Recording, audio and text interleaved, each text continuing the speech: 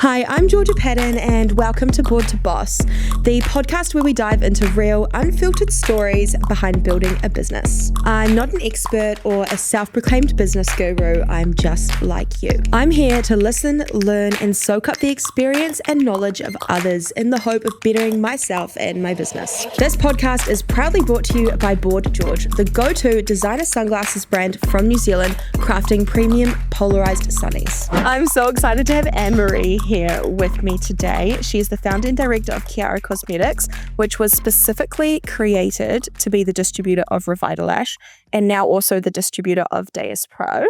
Welcome. How are you? I'm good, thanks, Georgia. How are you? Good. How was your morning? It sounded a little bit hectic. Oh, yes. Well, I have 3 children under 5, so good luck to you. It's always a lot. So I'm going to take us all the way back to before Kiara Cosmetics was launched, and that was in 2017, right? Yes. So what did your journey look like from leaving high school to founding Kiara Cosmetics? So out of high school, I had absolutely no idea what I wanted to do. I didn't have any clear direction, clear path. I think I always just went to school to be social. Same. I did okay in school, always got good grades, but towards the end, I think I went to accounting class once in a month and my teacher would be like, oh, nice of you to show up. Yeah. I was ready to leave school and get into working and always thought that I would go to uni. Yeah. Did not go to uni. You didn't? No, Same. I did not. I actually got a job working for the IRD straight out of school, which do not recommend. Someone's got to do it, but it was people getting the benefit and then couldn't afford the benefit and having to repay benefits and people crying. And you were 18. It was definitely a job that I knew that I did not want to do for very long. I think I lasted 3 months. Went and stood reception for a little while at a company, which was very mundane. Yep. Again, I think I spent a lot of my days going around saying if I can help other people with their jobs and just trying to be social. And then one day I was asked to go help out, be a model for someone who was learning to do IPL and laser. It was very new to New Zealand back then. I bet. Doctors and nurses doing trainings. And I was the model while they were learning. And during my teen years, had really bad acne growing up. So I'd always been quite self-conscious about my skin. And as I was laying there having my face blasted, I was like, I'm really interested in everything that these people have to say. And afterwards, I spoke to the trainer and I said, what do I need to do to work with these machines? Really? That's so cool. And she said, you need to go study beauty therapy, which I never thought that I would do. Yeah. But she was like, you'll learn all about the skin. And I had a phobia of feet. And I knew that studying beauty therapy, part of that, you do all the things. So I had to get over that. And I went and studied beauty therapy for a year. And I loved it. I ended up working in a salon for a few years after that. And, making people feel good, I think, was why I loved it. And all these clients would come in every month and they'd just be catching up with your friends because you'd have so many regulars. But I was on minimum wage at the time. And I also knew that was probably not something that I wanted to do forever. What was your favorite thing to do at the salon? Definitely facials. Yeah. Because, I think as someone who was self-conscious about my own skin, making people feel good in their own skin was definitely something you can relate to. Yeah. And after that, during that time, I was contracting to a lady who used to do beauty therapy out on the road. We'd go do manicures and pedicures for hens parties. And fun. There was one random day that we ended up on a marae doing pedicures for old people. I was like, oh my gosh, feet. She didn't tell me what we were doing before we went. So it took me. She did. I actually thought that we were going to do someone famous on the day she tricked me. But anyway, it is what it is. Just feet. It's all learning. Then one day she was like, oh, I need some help at the beauty expo. We're helping out with a brand. Do you want to come help? And I was like, yeah, why not? Yeah. I'd never actually been along to the beauty expo, but during my training time. So I ended up going and helping on a stand, which was for Revitalash. Oh, that was going to be my next question. Really? So this was back in 2011. Whoa. Yeah. So many, many moons ago. And I didn't know anything about this brand before that day. I turned up and they had Khloe Kardashian on the stand at the time, not on the stand, on the screen using the product. All these celebrities were endorsing it. They had the pink ribbon logo on their brand. The story behind it really captivated me. Yeah. And, I think I had about 15 minutes to learn everything about this brand and then talk to people all day. But I lost my voice that weekend talking because there was so much interest. There was only one other brand similar here at the time. And yeah, that was my first introduction. I was born with very stumpy lashes. Oh my God, you would never know now. I've literally been staring at your lashes this whole time. Well, I only just took off my extensions like 5 months ago. Yeah, crazy. But my mum's got short lashes and I inherited that. Thanks, Mum. Yeah, I just thought this product sounds too good to be true.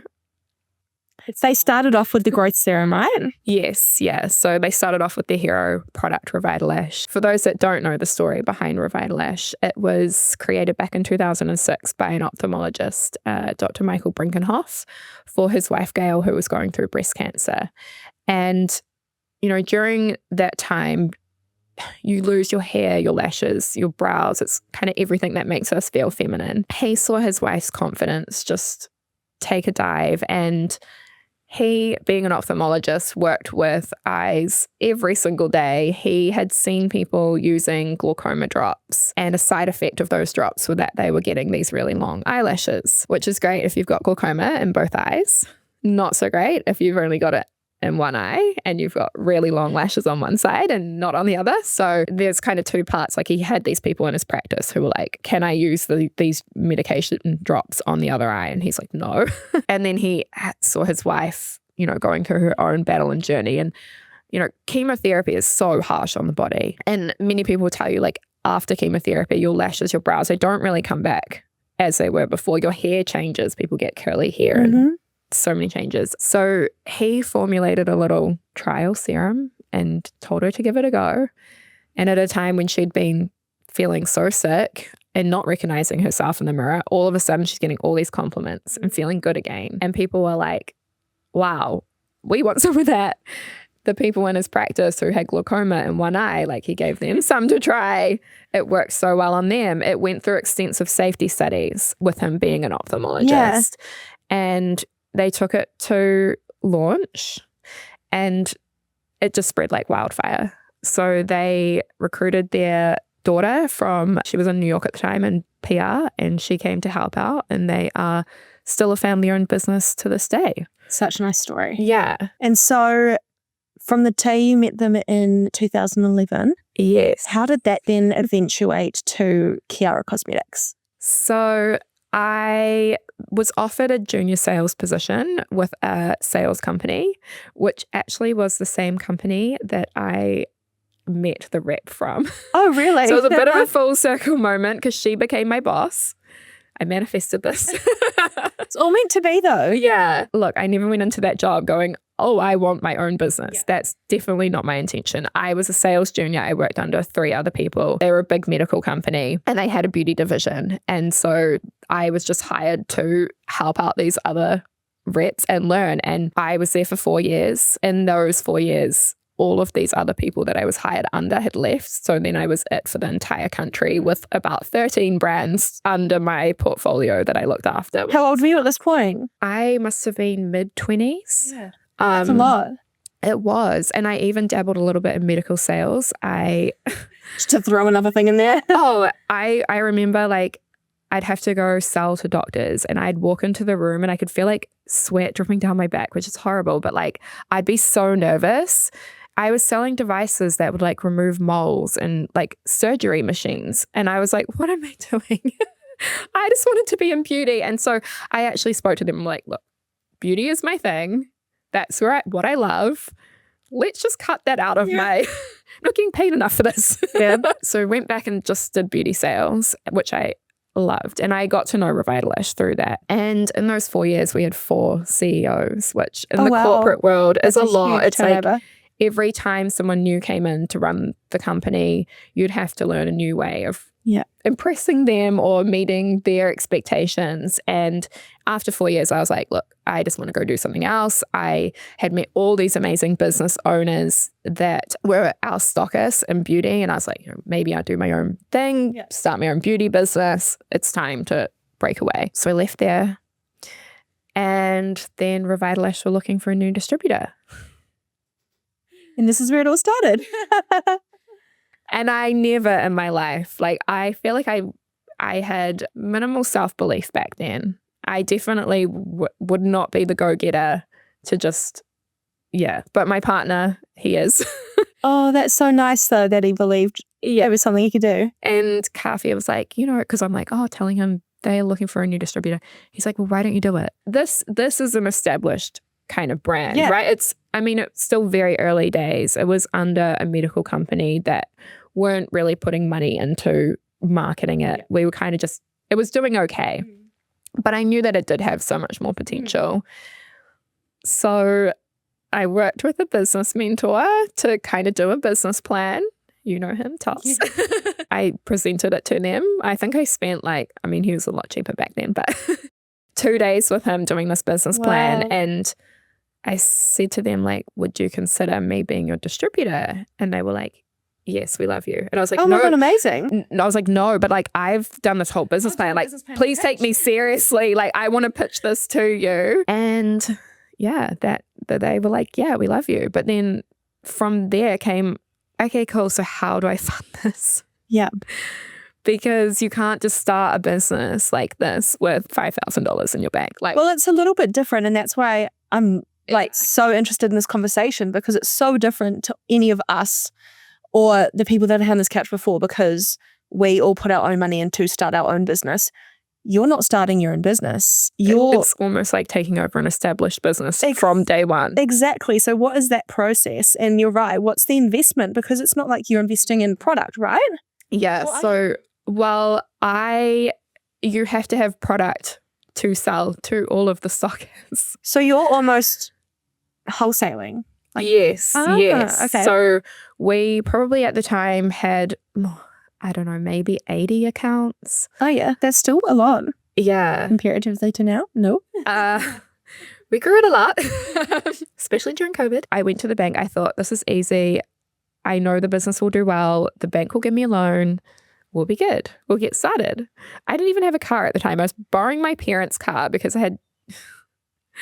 Anyway, my parents' car that broke down on the motorway twice. Oh no. Priorities, right? I was flatting. I didn't have my own property or anything. I had savings, but not enough. And so you're really taking a leap. Oh yeah. Yeah. And my accountant at the time was like, ask your parents for money. And I was like, absolutely not. I'm an only child. I've seen my parents, there's always a stigma that only children are so spoiled. And I'm definitely not. I have worked hard for everything that I have. I've seen my parents work hard for everything that they have. I've seen them have their own businesses and lose everything that they've worked for and build again. So I was like, no, we're not doing that. That's not an option. Anyway, go down every other route. So spoke to banks. They were like, you can have a $5,000 overdraft. I was like, cool, I need $100K. Whoa, so that's the type of investment we're talking. Yeah. Wow. Yeah. And then I spoke to investors, and I remember one investor being like, I'll give you 60 grand for 60% of your business. Oh. And I was like, I don't feel good about this. Yeah, no. I feel like I'm going to be an employee of someone else again. I don't know. So go back to my accountant and we pitched some more. And in the end, I was like, I'm probably going to have to ask my parents for the money. I didn't want to, but they ended up coming to me. They'd seen how hard I'd been trying to. I'd already had the okay. And it's hard when you're in that position because you don't want to take on the wrong investor just because you feel stressed. Exactly. Or pressured. So yes, my parents did. I'm very privileged. They ended up loaning me the money. We did it through the accountant. I paid them back with interest and I paid them back early, and that was such a good feeling. Amazing. So more interest than they would have got at the bank. How good. Yeah. It's a win-win. Win-win. And I also actually got to hire my mum at the same time. She was my first employee. Oh no, that's so cool. We had no money. So we were like, okay, all the money goes back into the business. Like I did not pay myself for that first year. Well, half of the year, 6 months, I think it was. But yeah, I remember like going to pick up our first shipment, and we have to air freight everything in. So it's very expensive. You have to air freight? Yeah. Why? Cosmetics can only go on a plane? No, it's it's more of a timing thing. There's lots of promotions, and we're under another person's brand. So we're on different timelines.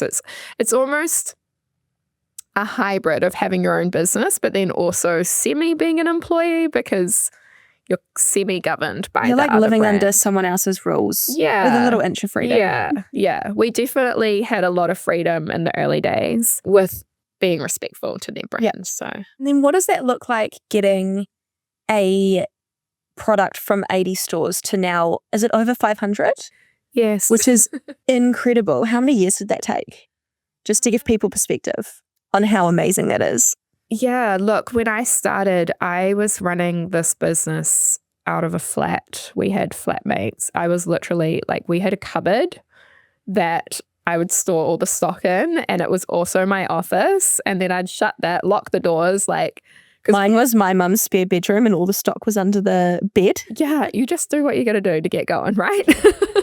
I'm representing this luxury brand, and here I am in like a cupboard. When we first started the business, I was doing it all myself, and it's really hard to grow and scale when it's just you. But I also was terrified of hiring my first employee, because so many people would say people make or break your business. 100%. Which, yes, they do.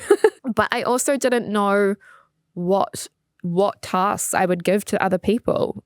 What was the role that I was going to create to take this business to the next stage? And I put a job ad up on Seek and was like, pretty much I need help. Just an all-rounder. Yeah. I was like sales and marketing support or something, maybe. I interviewed one person in person, and I was like, she's it. Really? Love her.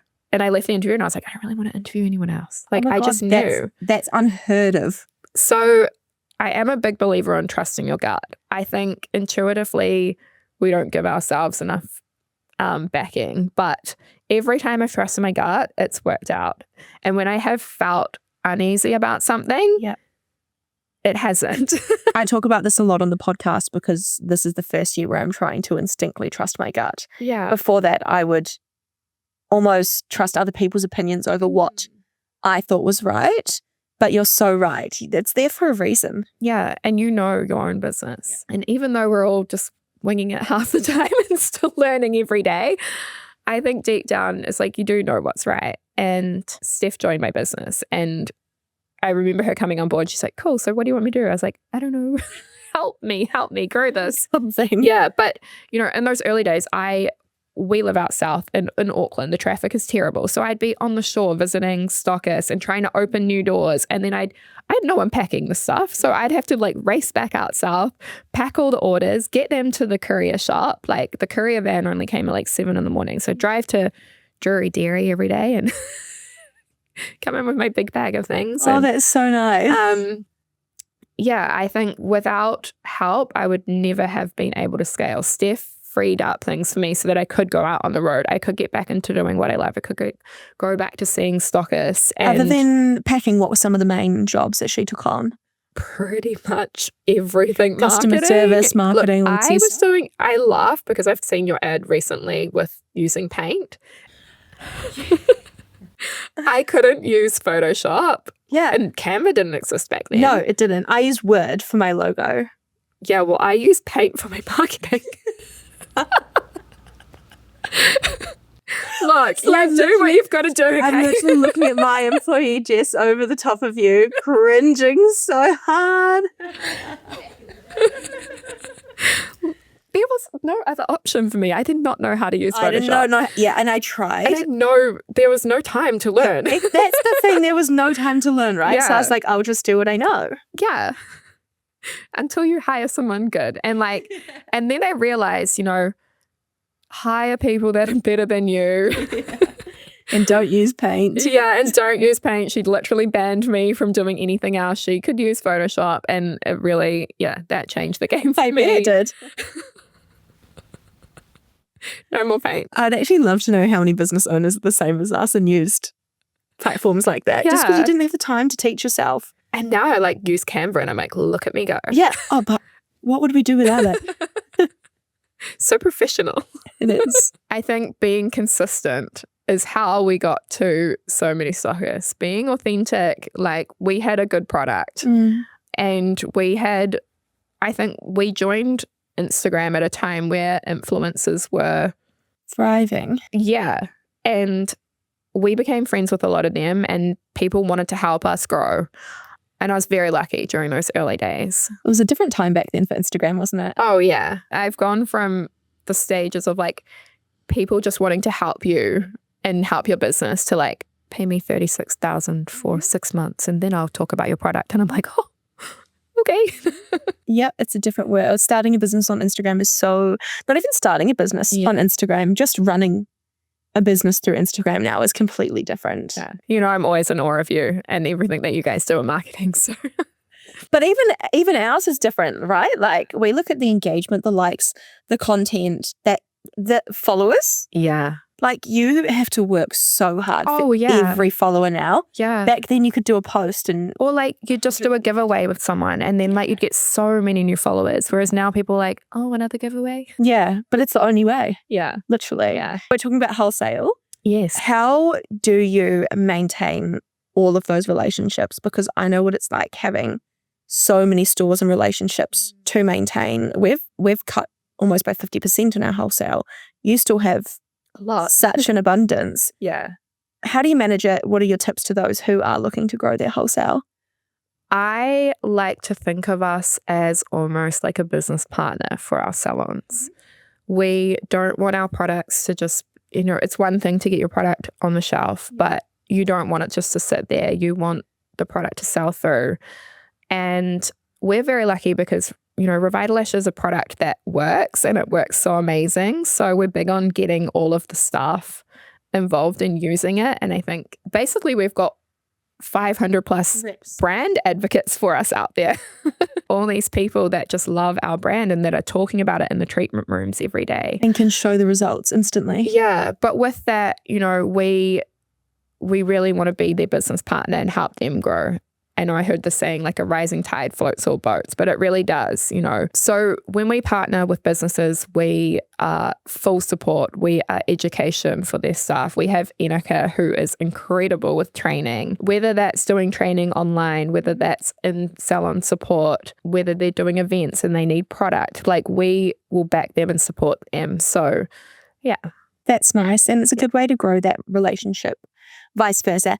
And I think a position that we're in at the moment is, I love that idea of being a brand partner and that you support each other in both ways. Like it shouldn't just be you're providing stock and they're selling it. It should be they're advertising for you as well as all that your marketing is doing is advertising for them and building brand awareness for them as well. Like it's a two-way street. And the two-way street is important because I have promised the world to people without getting much back from businesses and learning that sometimes like not everyone is the perfect partner for your brand or your business. And that's been a learning curve for us this year. But we've gotten rid of is a bit strong. We've dropped a lot of stores and it's because of that two-way street, They see us as a competitor for them rather than our marketing growing to the point that it's so big that the more people that walk through the doors of your stores are going to recognize our product. Yes. And therefore you're going to have more purchases. And it's the way that you look at things. It's so different to how things were 10 years ago. You did almost run your channels separately 10 years ago. Yeah. But everything is so intertwined now. I don't even think we had a website like 10 years ago. Exactly. And e-com is huge. Yeah. But you shouldn't see it as competition. Like the more the e-com grows, the more your store should have sales. If your store people are selling in the right way. Oh, exactly. They all need to be using the product and love it. So. Love it. That's the big thing. If you love bold eyewear as much as you love bold business stories, you need to check out Board George. Our sunglasses are designed to turn heads, feel amazing, and last season after season. And because you're part of the Board to Boss community, you get 15% off any pair of sunglasses. Just use the code BOSSPOD at checkout.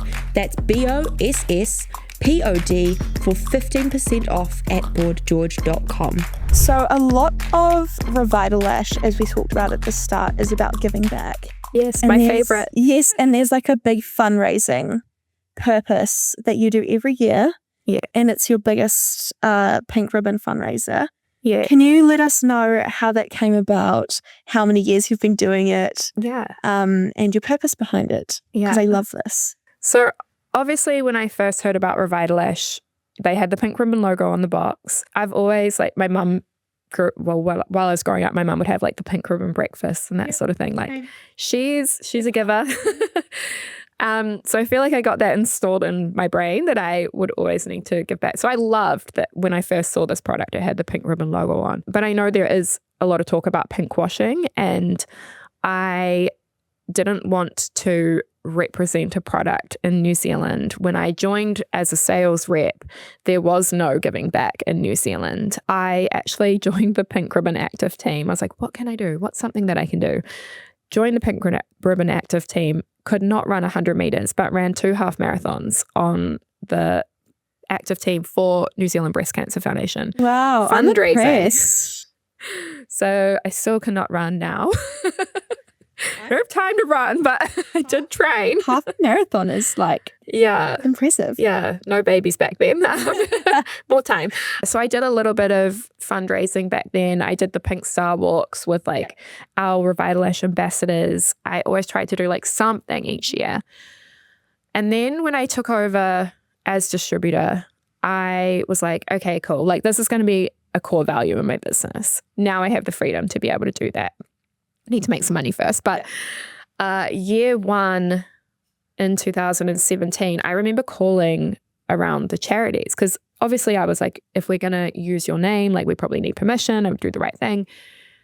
I called one charity and was like, I want to fundraise for you, like, you know, donate a percentage of our product to your charity. And they were like, yep, that'll be $25,000. What? Yeah. What do you mean? So Just a standard $25,000 payment. to use any marketing with their logo on. Yeah. Which I do get, because other brands do fundraise for them on a larger scale. So I was like, okay, that's not good. We'll find something else. That year, I actually supported Breast Cancer Cure in the same way. They were amazing. I always felt like I wanted to do something more and directly help people. And I didn't know what that was in year one. That same year, I had a friend, Gemma, who, I mean, we grew up watching Little Mermaid together, and we were like little besties back in the day. And she messaged me and was like, Annemarie, I've seen you posting a lot about breast cancer, and, you know, we're always big on breast cancer awareness and checking your boobs. And she's like, I'm actually going through breast cancer at the moment. I haven't posted anything on social. I just want to let you know. Is this something that you would like to share in October? Because I really want to encourage other young women to like check their boobs. And we'd grown our social media back then quite a lot. And I was like, if you're happy sharing it, like, I would love to. And, you know, that really reconnected us as we drifted apart over the years. But I got to see her struggle and journey going through breast cancer. The flip side of that is I got to see these amazing charities that were really helping her along the way in her journey. And Look Good, Feel Better was one of them. I actually volunteered and went and sit in on one of their classes, and I was like, oh, maybe I can become a volunteer and help them out. But again, I was like, I've got this amazing product, like, I can probably do something more that's actually going to help these people. I also discovered Pink and Steel, which is the charity that we now do a big fundraiser for every year. And for those that don't know what Pink and Steel is, they are a cancer rehabilitation foundation. They help people who have gone through any type of cancer, men, women, and also children, to get their lives back, basically. A lot of people don't realize after you've gone through chemotherapy and all the surgeries and everything horrific that your body goes through, it's one thing to like get over the disease, but then a lot of people are left with injuries after that. And for my friend Gemma, you know, she'd had a mastectomy. She couldn't lift her arm. I was like, what do you mean you can't lift your arm? Like, It's a lot. Yeah. And I went to visit her one day and she had just come back from a Pink and Steel session, which was actually paddleboarding out on the water run by physios, which is so like not conventional, but she was like glowing. And like I had seen this girl be like rock bottom for so long. She'd had to move in with her parents. She'd had to leave her job. Like there's so much financial toll, and then you're just left to fund physio sessions yourself, basically. So Pink and Steel bridged that gap and helped people on their journey back to just living their normal life again. And I was like, wow, this is like a charity that I wanted to support. So I met with the founder, Lou James, and also Corinne Horan, who was fundraising for them at the time. And I was like, let's do a fundraiser. Let's do a fundraiser for Pink and Steel. Don't know what that looks like. I'd never run big events. But I had Steph, my staff. I was like, I got a job for you. We had the founder of Revitalash coming out in 2019, Dr. B, and the president, Laurie. And I was like, okay, I didn't want to do the like normal influencery event. I was like, let's do something meaningful. Let's have a fundraiser. Yeah.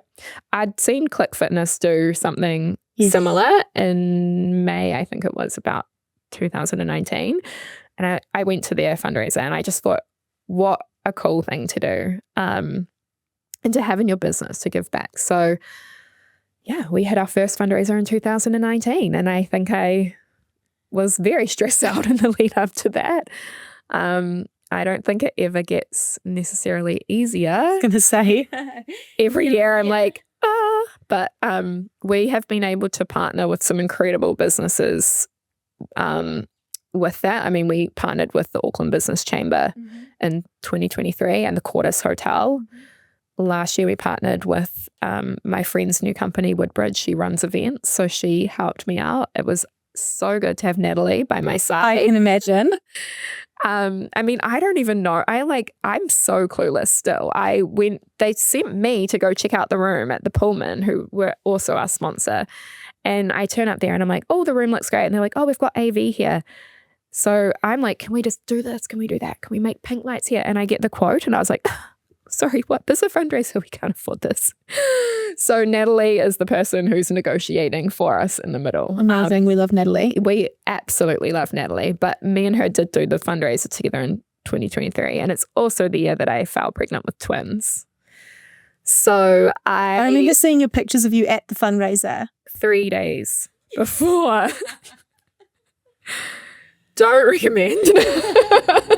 I was thinking about you this morning actually because I was getting kicked in all directions. I was thinking about you going, oh my God, here I am. Absolutely miserable is a bit exaggerated, but like, I know. How did you have two? Yeah. Two is crazy. Yeah. So Natalie used to work for the Auckland Business Chamber. Yeah.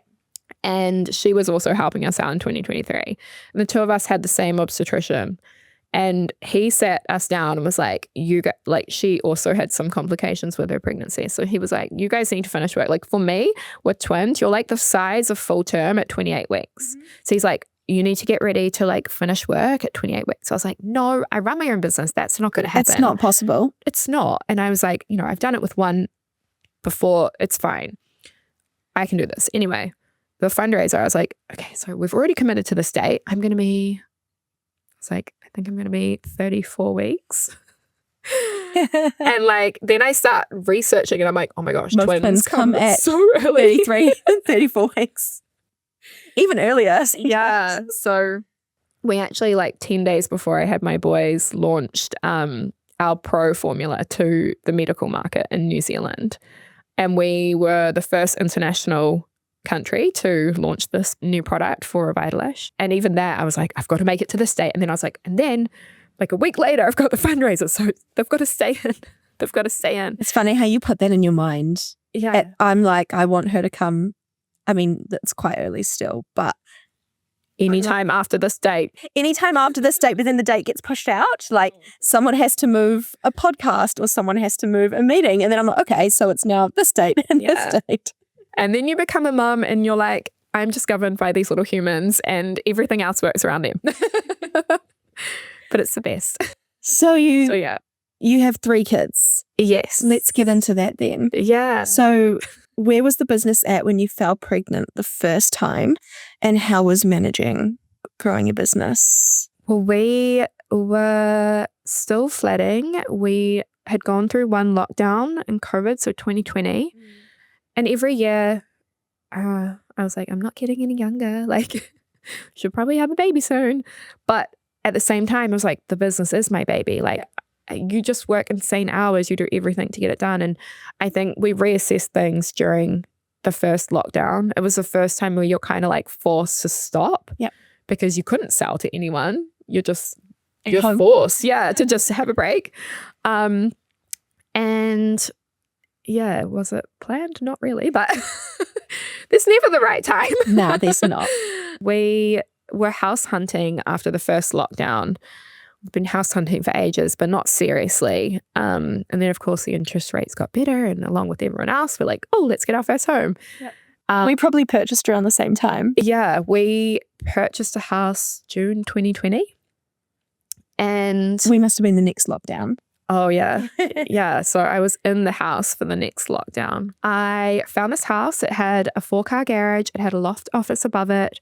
We're rural. So I was like, ideally, somewhere I can run the business. This is so perfect. Like, could not believe it. We got the house. And then I started feeling really sick. And I was like, Like, I've literally just signed the papers thinking I'm going to get a flatmate to help pay the mortgage. Well, you're going to get a flatmate, that's for sure. Yeah, a very expensive one. And yeah, it turns out I was pregnant with my daughter. And so we had to pack up our house and our office and everything and move into our house. I did miss out that I had actually had a 3PL during this time because I was packing literally everything. And when Steph came aboard, she wasn't packing. We moved to a 3PL for a while, which were a family-owned business. It wasn't like a massive corporate 3PL. They could, to a point, customize things. But yeah. How did you find that? I don't know if we've even discussed 3PLs on the podcast before, actually. For anyone who doesn't know, it's like an external packing company that helps to distribute your product out to wholesale and online. So the warehouse would hold all of our stock and we'd send all our orders to them and they'd send them out. But I think I wasn't at a point where I had one space for people to come into my house every day and pack orders. And the space was perfect. And I knew we were doing enough volume by that stage that I could justify hiring a team member to be dedicated to packing orders. So that's, a pivotal point in finding this house. And moved in, had to renovate it because it was a grungy old garage that had like motorbike parts everywhere and like looked like the grudge had gone through the floor in our office space. So full renovation, very pregnant. And had Kaya March 2021. And then we went back into another lockdown. Yep.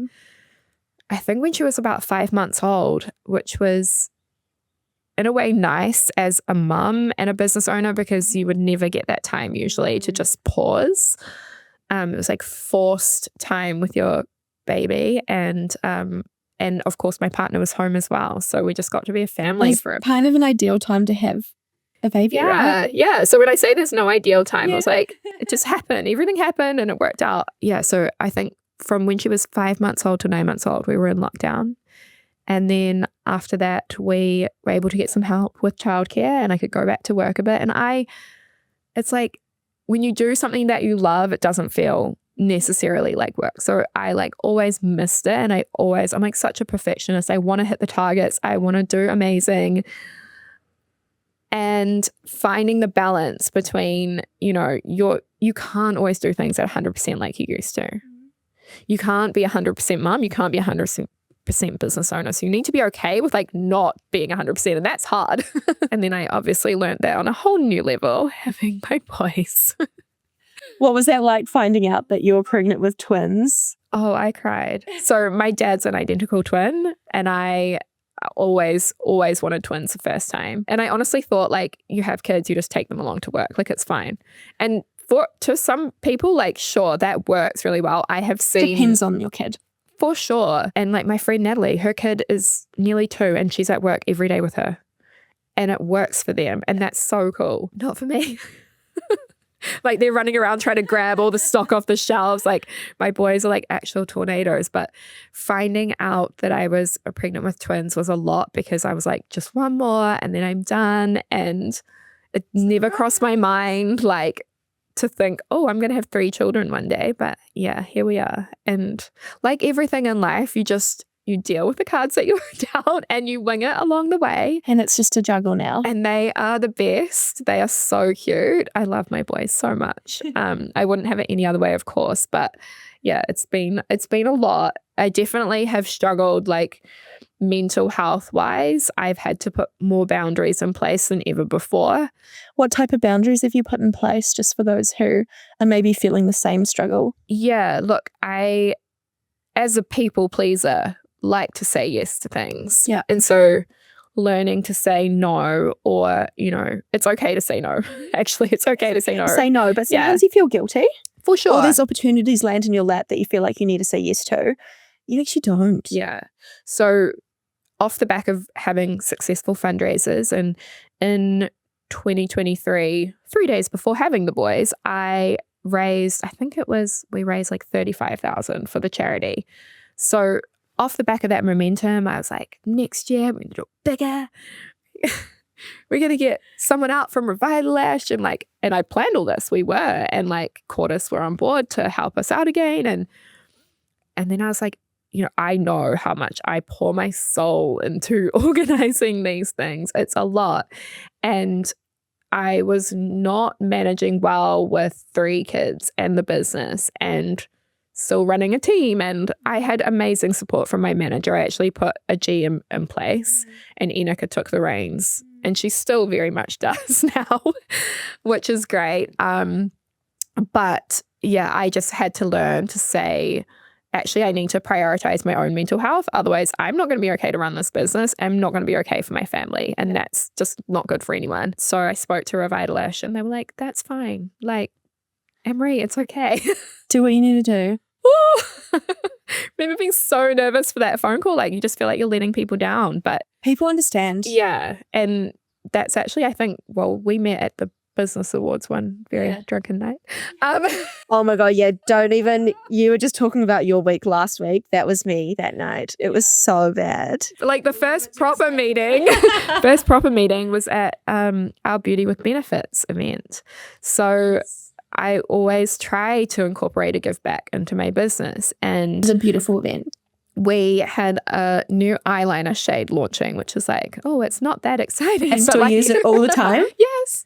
And I was like, how am I gonna make this eyeliner like event really cool? And we played on the words a bit, being like beauty with benefits. So it's like there's all good ingredients in our products, but there's also, the give back side of Revitalash, and we wanted to incorporate that into our event. So for that event, I didn't do the fundraiser that year, but I donated $50 for every single person who came that day. And I'm like so appreciative of people who take their time out of their day to share that with us. And Revitalash matched every $50. So we were able to still raise some money for Pink and Steel, but with the promise that I would come back and do it bigger. I was like, just give me a year.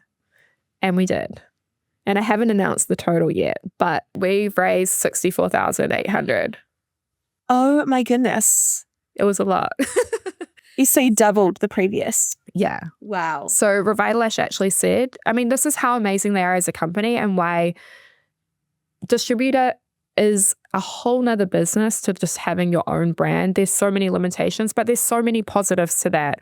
I have a global company that support me through and through. And they were like, okay, every dollar you raise this year, we'll match it. And I was like, what? Like, what's the cap? And they were like, no cap. And I was like, so if I raise like 25,000, will you donate? And they were like, yeah. I was like, if I raise 100,000, will you donate 100,000? They were like, yeah. And I was like, oh, okay. You took that and ran with it.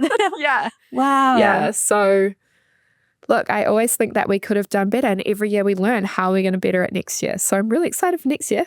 That's really incredible. Also need to take a moment and be like, yeah, that's going to help a lot of people. It's going to help so many people. Yeah. I'm so impressed with you. Yeah. That's amazing. And we also are working with Look Good, Feel Better at the moment. So again, with Revitalash's backing, I I love them so much. It's nice that you found a company that is so generous and that you have such a good relationship with, because we've seen it so many times with other people. Oh, yeah. Relationships can be quite taut and back and forth. Yeah. And you've just found a nice flow. Look, there's a lot of pressure to always hit their targets and stuff where it doesn't feel like it's your own business sometimes, but they have those in place for a reason so that they can do these amazing things like this. And, next year they're going into celebrating 20 years in business. I'm really excited for that because they've got a lot of cool things planned. I bet. But they're also currently on their road to donating $10 million. And the things that this brand supports are potentially going to be life-changing for a lot of people in the cancer space. So I am just really proud to be a part of that and have found such an incredible company to work alongside. It sounds like it. It sounds like you're very grateful, and I bet that they're very grateful to have you on board as well. Yeah. So I want to touch on, you brought up a PR event before, and I wanted to get your thoughts on PR events nowadays. Yeah. So like in the last year, have you seen the PR event landscape change? Is there things that you would do differently? Would you still invite influencers? Where does your mind sit on them? Because I'm pretty torn on how I think of PR events as well. Yeah, it is like a contentious topic now. Yeah, I think they can still have their place done right. I agree. I always like to think of how I perceive things when I look at social media and brands. And like, I know there was one recently where I feel like every single influencer was there and I was there. Yeah.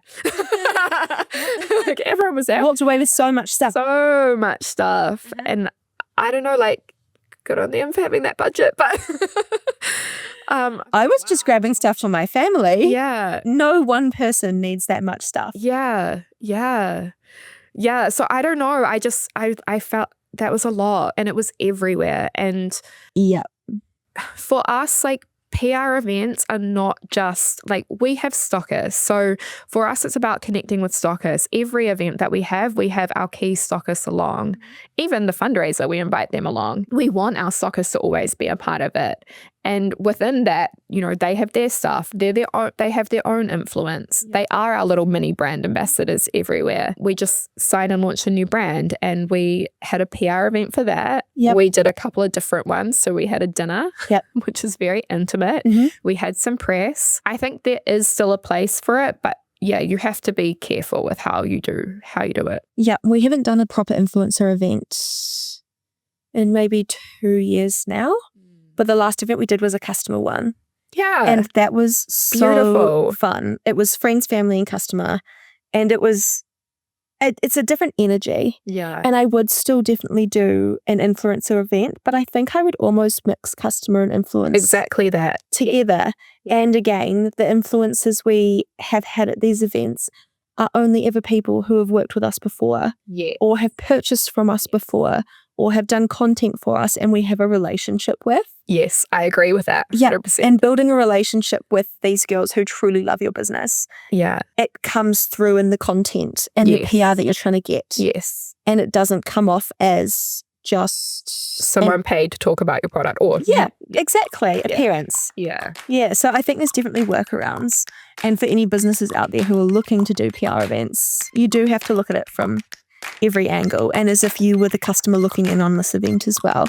How are you going to feel about it? It's now time for special delivery, brought to you by Go Sweet Spot, the shipping platform saving businesses time, money, and stress by comparing courier options, integrating with your online store, and streamlining the entire delivery process. Go Sweet Spot changed the game for me at Board George. This one platform has saved me time, reduced stress, and its simplicity is unmatched, with customer service that is second to none. In this segment, we share tools and hacks you can instantly implement, and for us, Go Sweet Spot has been this hack. Okay, let's move into special delivery. Oh, yes. What are you bringing for us?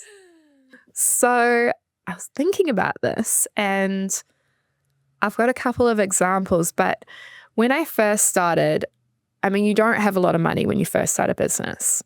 Some people might, but I did not. There are free tools out there, and one of them being Facebook groups. And I think at the time, maybe Ia had just started Girls in Business. I posted in there because I had no clue what I was doing. I think I had one very generic question that I asked. It might have been about couriering. I don't know. Rachel from the Mint Republic actually reached out to me, and I had met her in beauty therapy days. She used to be a rep for one of the makeup brands that we stocked. So we'd briefly met, and I'd always thought, she's my favorite rep. I love her. And she's like, I don't know if you remember me. I was like, oh, I do. You were like my favorite. She's like, I run this business now, and like, come have coffee. I'll show you my processes. I'll show you around my warehouse, all my setup, so you can just get a feel for how I do business and like take what you want from it. Which is amazing. It's so generous of her time. So generous. But like, she's been my unofficial free mentor this whole time. Like, when she's become a close friend, but I always call her being like, I'm not sure about this. And our conversations always drag on for so long. Yeah. Now she's moving to Rarotonga. I'm like, how dare you? Rude. We'll just have to go do business over there now. Yeah, damn it. Holiday to Raro. And so I think don't be afraid to put yourself out there and post in these groups. Another example is I posted in like Shopify New Zealand. I'm going to send you the link for this, but it was like small business Shopify owners. And for years and years, until 2 years ago, I would manually do all my reconciliations between Shopify and Xero, or pay my mum to do it. Yeah. That was her job. It's such a drag. We used to do that as well, probably 2 years ago. I used to still do that. And, you know, we had some, Black Friday used to go nuts for us. And my poor mum was having to like find every single order. You have to match the order to the payment and manually and then like reconcile it. Or like, yeah. Yeah. So for years, I'm like so many hours wasted on it. I was like, there's got to be like, this business is a lot bigger than mine. Like, what do they do? Yeah. So I posted in this group and they told me about A2X, which is basically, there's so much you can do with automation these days. But, you know, from posting in these groups and learning these things, it's a free tool. It's not free to use A2X, but it's a lot cheaper than paying someone to manually reconcile. And it's free to get the advice from others who are willing to help. Yes. You just need to ask the questions and find the groups. Yes. It's such a good one. Yeah. And if you can't do it in person, then start with Facebook. And then you get to meet other business owners throughout your journey and, you know, bounce ideas off other people and in person. Which is so helpful and it's so underrated. Yeah. Finding somebody who's on the journey with you and are kind of going through the same obstacles is sometimes I find more beneficial than having that mentor who's been there, done that, because times have changed a lot as well. Yeah. And you're all dealing with the same social media issues, email issues, economic issues, you know, like things change so quickly, and having someone who's going through it with you, even if it is just that person on Facebook that you can message back and forth. Yeah, I know you've given me a lot of tips along the way as well. So and vice versa. Oh. Well, maybe we'll just wrap it up there. I feel like I have so many cool questions to ask, but we've already been yarning for so long. So thank you for coming on. Thank you for being so vulnerable. And thank you for running a business that has such a good backbone and such a giving backbone. I think it's something you don't see very often, but it's generous of your money and your time and your life, really. You put so much into it. Yeah. I'm sure there's a lot of people out there who appreciate it. Thank you. I'll see you at the next fundraiser. Thank you for tuning in to another episode of Board to Boss. And to say thank you, here's a cheeky little treat just for you. Use the code BOSSPOD at boardgeorge.com for a sweet little treat. And we will catch you next time.